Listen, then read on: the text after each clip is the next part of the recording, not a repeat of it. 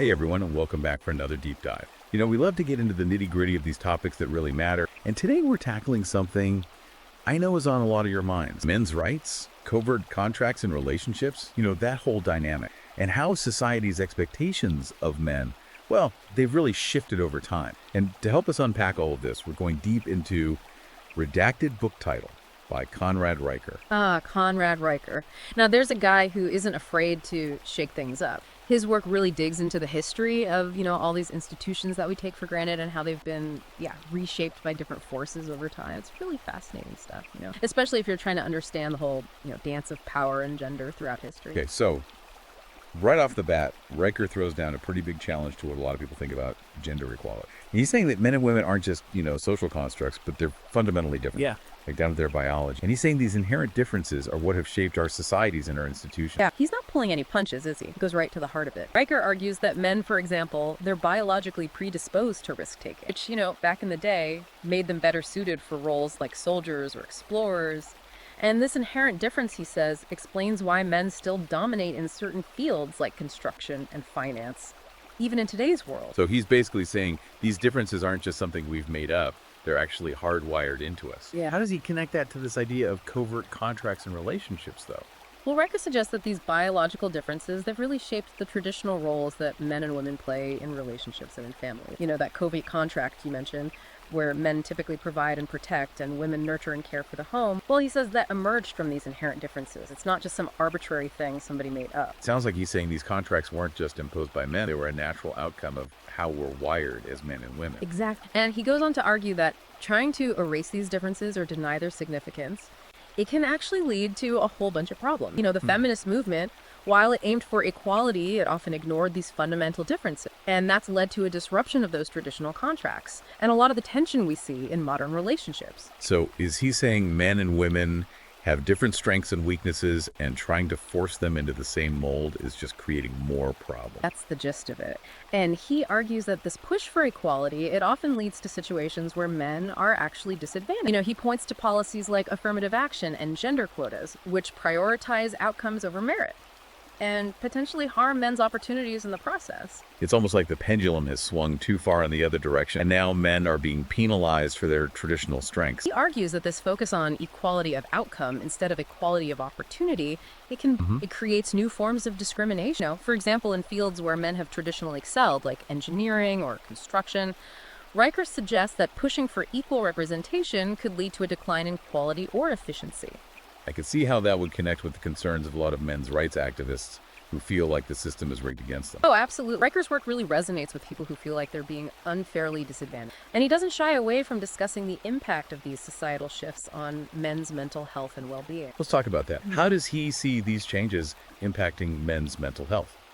Well, Riker argues that this constant portrayal of men as oppressors and the demonization of traditional masculinity, it's led to a rise in anxiety and depression among men. The rates of suicide among men are alarming, and he sees that as evidence of this crisis. It's almost like men are being told that just being a man is a problem, and that message is taking a toll on their mental health. It's a double bind, Men are told they need to be strong and stoic, but also sensitive and emotionally available.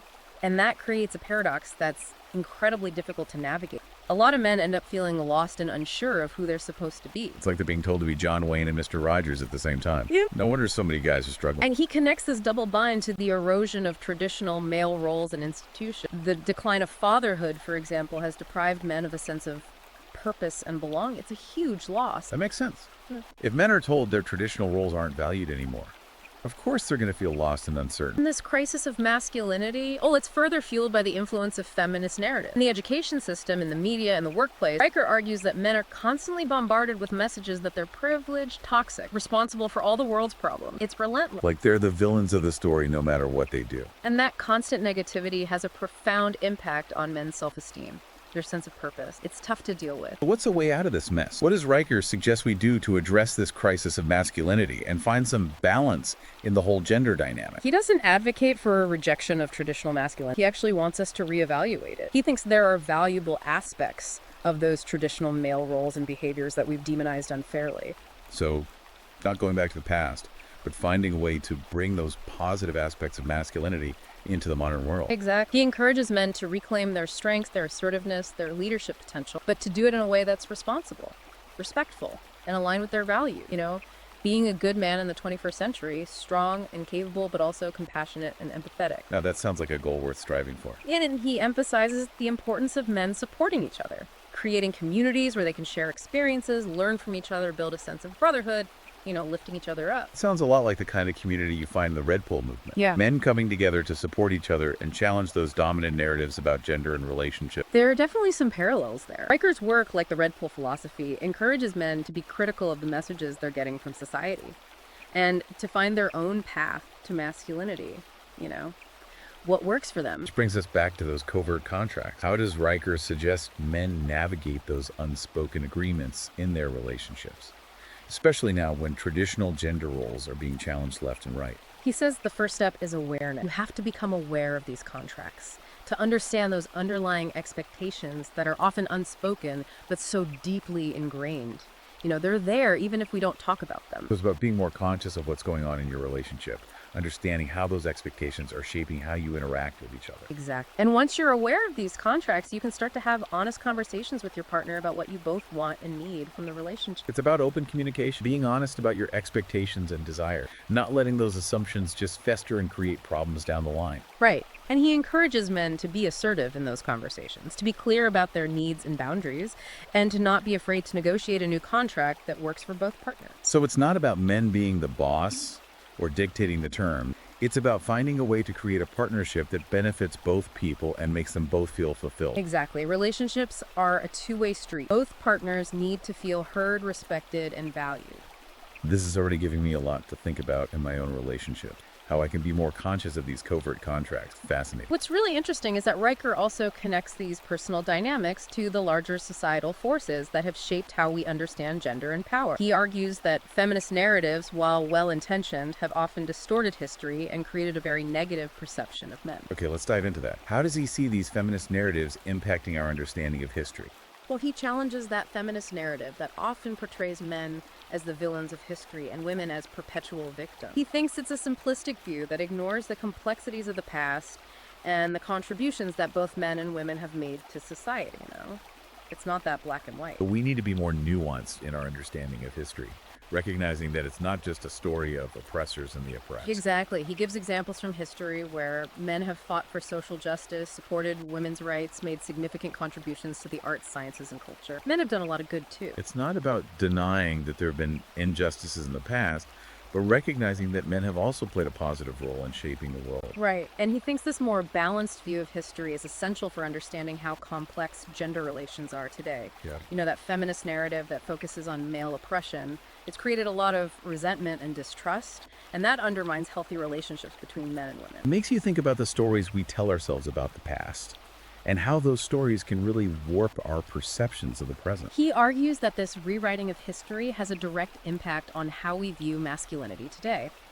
By portraying men as the villains of the past, the feminist narrative creates a sense of guilt and shame that can be crippling for men who are just trying to figure out their own identity in the modern world. It's like they're told they're inherently bad or flawed just because they're men. That's a lot to carry around. And this shame can lead men to reject their own masculinity, to suppress their natural instincts, to apologize for just existing. It's heartbreaking. This is starting to sound a lot like the concept of toxic masculinity, where certain aspects of traditional male behavior are demonized as harmful or oppressive. He thinks the concept of toxic masculinity, while sometimes well-intentioned, has often been used as a weapon to shame men and undermine their confidence. A lot of the qualities that are traditionally associated with masculinity, strength, assertiveness, competitiveness, they're not inherently bad. They can be channeled in positive and constructive ways.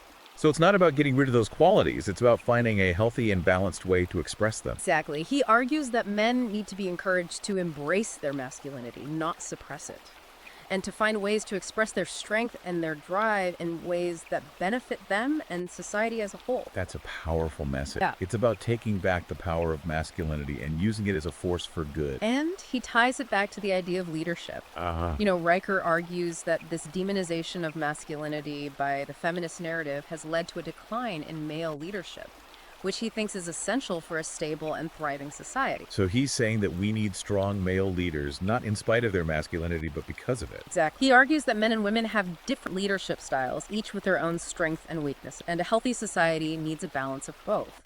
This current trend of pushing men out of leadership positions, he thinks it's ultimately harmful. It's interesting. It's not about saying that women can't be good leaders. It's about recognizing that men bring something unique to the table, too. Right. He uses examples like Winston Churchill's leadership during World War II, his decisiveness and resilience under pressure qualities he associates with traditional masculinity were crucial to the Allied victory.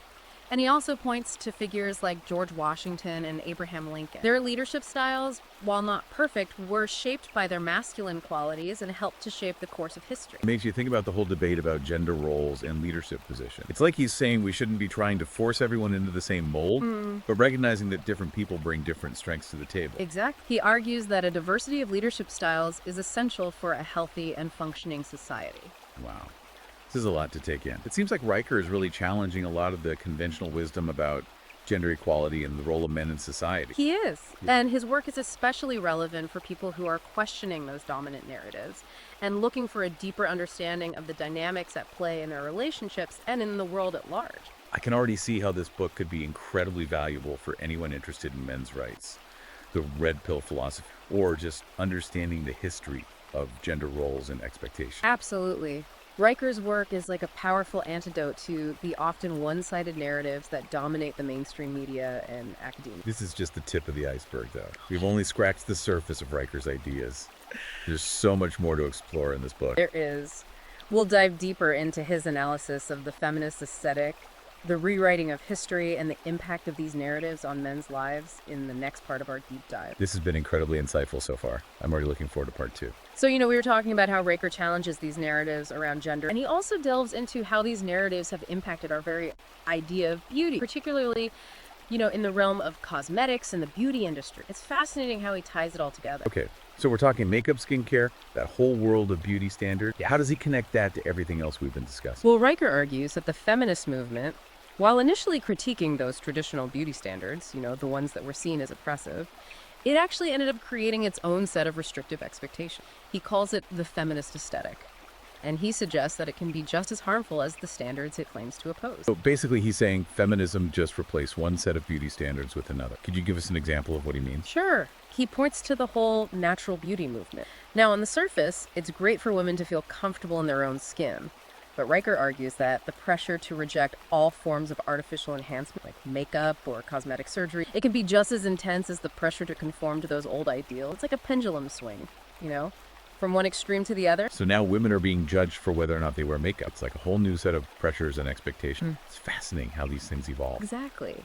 And it's not just about makeup either. Riker argues that the feminist aesthetic often promotes a kind of androgynous look, minimal makeup functional clothing, a rejection of anything that's seen as traditionally feminine. Think about the rise of athleisure and that whole comfort over style trend. Riker sees this as a reflection of that aesthetic. It's seeped into our culture in a big way. That's interesting. I can definitely see how that connects to his idea that feminism is trying to erase the differences between men and women. It's like a blurring of the lines between what's considered masculine and feminine. Exactly. And he goes even further. He argues that this aesthetic isn't just about personal style. It's actually infiltrated our institutions. He suggests that it's used to justify policies that disadvantage men in the workplace, like diversity quotas or mandatory sensitivity training. It's like a subtle form of discrimination. So men are being judged for not conforming to this new aesthetic, even in professional setting. It's like a whole new set of rules that they have to navigate. Precisely. He argues that men are often penalized for being assertive, competitive, or expressing traditional masculine traits, while women are often rewarded for adopting a more androgynous or even masculine style. It's a double standard that he finds troubling. That's pretty thought-provoking. Makes you wonder if these attempts to erase gender differences are actually creating more problems than they solve. It's like we're trying to fit everyone into the same box, and that can't possibly work for everyone.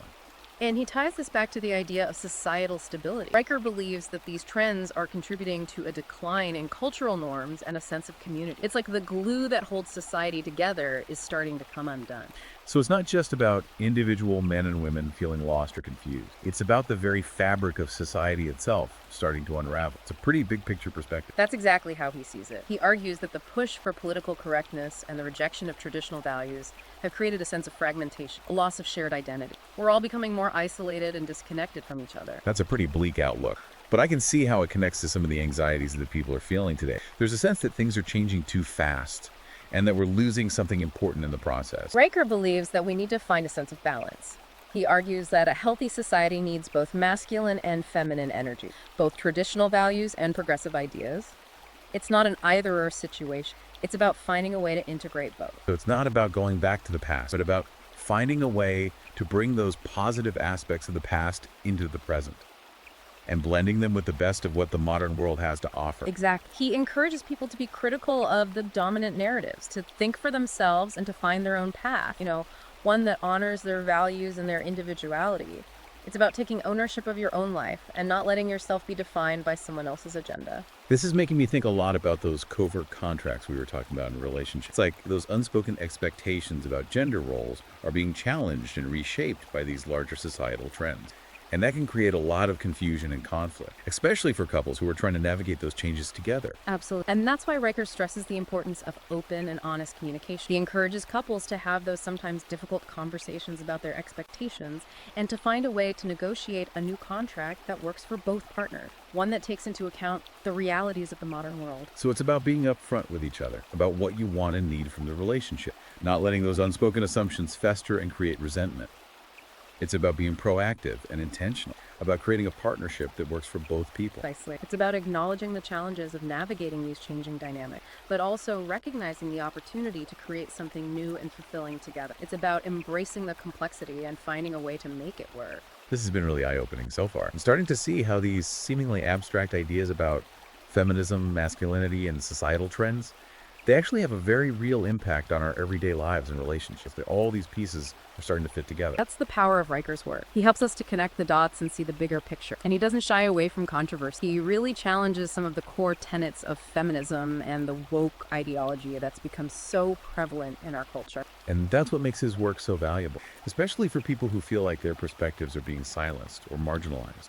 It's like a breath of fresh air to hear someone articulate these ideas in such a clear and compelling way. I'm glad you're finding it valuable. I know I've learned a lot from reading his work, and I think it's something that can really benefit anyone who's trying to make sense of the world we live in. I'm already thinking about how I can apply some of these ideas to my own life and relationships, like a whole new framework for understanding these complex issues. That's fantastic. Riker's book provides a really valuable framework for understanding these issues, and it empowers individuals to take control of their own narrative. It's about taking back your power and shaping your own destiny. There's still so much more to unpack. We haven't even touched on his analysis of the connection between feminism and Marxism, or his critique of the witchy aesthetics that have become so popular in a certain circle. It's like a whole other layer of the onion that we need to peel back. We'll get to those topics in the next part of our deep dive. There's a lot to uncover, and it's all incredibly relevant to anyone who's trying to understand the cultural and political landscape we're navigating today. It's like a roadmap for making sense of the chaos. Can't wait to dive in. Let's take a quick break and then we'll come back and explore those final layers of Riker's fascinating and thought-provoking work. All right, we're back for the final part of our deep dive into redacted book title. We've covered so much ground already, from those covert contracts and the feminist aesthetic to the rewriting of history and that whole crisis of masculinity. It's been a wild ride. Now we're getting to some of Riker's most thought-provoking arguments, about the connection between feminism and Marxism, and his critique of what he calls those witchy aesthetics. This is where things get really interesting. These are some heavy topics. I'm curious to hear how he connects feminism to Marxism. That seems like a big jump to me. It might seem that way at first, but Riker argues that there's a deeper ideological connection between those two movements. He suggests that both feminism and Marxism, they share this common goal of dismantling those traditional power structures. Yeah. And creating, a more egalitarian society. It's not just about equality on the surface. It goes deeper than that. So it's not just about gender equality for feminists and economic equality for Marxists. Yeah. He's saying there's something more fundamental linking them together. Exactly. He traces this connection back to the writings of Karl Marx and Friedrich Engels. Those guys. Yeah. They saw the traditional family structure as a tool of capitalist oppression. They believed that it was designed to keep women subservient to men and to maintain the power of that ruling class. The family was just another cog in the machine. So the family was just another way for the powerful to exploit the powerless. Yeah. That's a pretty radical idea. It is. And Riker argues that a lot of feminist theorists have adopted and adapted these ideas, particularly those concepts of patriarchy and false consciousness. Those terms get thrown around a lot. but he gives them a very specific meaning. Okay, let's break those down. What does he mean by those terms? Well, patriarchy, as Riker defines it, it refers to that whole system of male dominance that he sees as permeating society and false consciousness. Well, that refers to the way that individuals are basically indoctrinated into accepting their own oppression. You know, they come to believe that the system is fair and just, even when it's actually working against their own interests. So it's like a form of brainwashing, where people are convinced that the system is working for them when it's actually exploiting them. That's the idea. And Riker suggests that feminist theorists, well, they use these concepts to explain why women have historically accepted those subservient roles. Yeah. You know, they argue that women have been tricked into believing that they're inferior to men, that they don't have the same capabilities or rights. So it's not about women making choices. It's about them being victims of a system that's rigged against them. That's a pretty bleak outlook. It is. And Riker believes that this victim mentality can be incredibly disempowering. He argues that it prevents women from taking responsibility for their own lives and making choices that could lead to true fulfillment. You know, it keeps them stuck in this cycle of blame and resentment. It's like he's saying that true empowerment comes from recognizing your own agency, not from blaming external forces for all your problems. You have to take control of your own life. Exactly. And he suggests that this focus on victimhood has also led to a demonization of men, you know, portraying them as the enemy rather than as potential allies in the pursuit of equality. It creates this division that makes it impossible to find common ground. Makes sense. If you see men as the oppressors, it's going to be pretty hard to work with them to create a better world. It's like you've already written them off as the bad guys. Right. And this ties into his critique of those witchy aesthetics that have become so popular in some feminist circles, you know? The embrace of witchcraft, goddess worship, those kinds of occult. Riker argues that this reflects a deeper rejection of traditional values and a desire to overturn the existing power structure. It's a way of rebelling against the patriarchy. Okay, so he's not just talking about women wearing crystals or casting spells. He's saying there's a deeper ideological significance to this trend. Exactly. He sees it as a way for some feminists to reclaim power and to express their anger and frustration with men and with those traditional institutions. It's a way of saying, we're not going to play by your rules anymore. We're going to create our own power structure. So it's like a form of rebellion, a way of rejecting the old ways and embracing something new and different. And he argues that this trend is dangerous because it encourages a rejection of rationality and logic, you know, replacing it with a more emotional and often irrational approach to social issues. It's like we're throwing out the Enlightenment and going back to the Dark Ages. It's like he's saying that this embrace of the occult is undermining critical thinking and leading to a more polarized and divisive society, where people are more interested in feeling righteous than in actually solving problems. And he also connects this trend to the rise of identity politics, suggesting that it's become a way for some feminists to reinforce that narrative of victimhood and to justify their anger and resentment towards men. It's all about who's been wronged and who owes who an apology. It's like they're using these practices to create a sense of us versus them, rather than trying to find common ground and build bridges of understanding. It's like they've given up on dialogue and just want to fight. Right, and Riker encourages readers to be critical of this trend and to recognize that true empowerment. Well, it comes from within, not from aligning yourself with a particular ideology or group identity. It's about finding your own strength, your own voice. It's about finding your own path, your own truth, and not being afraid to challenge the status quo, even if it means going against the grain of popular opinion. Exactly. And that brings us to Riker's ultimate message, which is a call for balance and integration. You know, he believes that a healthy society, well, it needs both masculine and feminine energies, both traditional values and those progressive ideas. It's not about one side winning over the other. So it's not about men versus women or tradition versus progress. It's about finding a way to synthesize the best aspects of both, to create a world that works for everyone. Exactly. He encourages readers to embrace their individuality, to challenge those dominant narratives, and to create a world that's more just, more compassionate, more fulfilling for everyone. It's a hopeful message, but it's also a challenging one. This has been an incredibly thought-provoking conversation. Riker's book really challenges us to think critically about the world around us and to question those assumptions that we often take for granted. It's not always comfortable, but it's always engaging. And if you're ready to dive deeper into these ideas and explore Riker's work for yourself, well, you can find Redacted Book Title on Amazon Kindle and Google Play Books. It's a book that will stay with you long after you finish reading it. This deep dive has definitely given me a lot to think about. And I'm sure it's done the same for you. Remember, true empowerment comes from understanding all sides of the story. Keep questioning, keep exploring, and keep shaping your own narrative. Thanks for joining us, and we'll see you next time for another deep dive.